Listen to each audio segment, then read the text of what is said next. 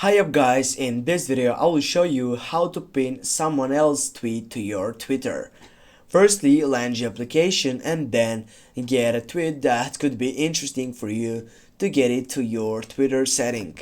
Now I will go for example for this tweet and I need just to go on the tweet side, the second selection, and go for quote tweet.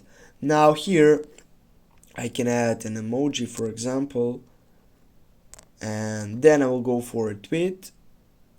I'll need to wait and get up to my profile.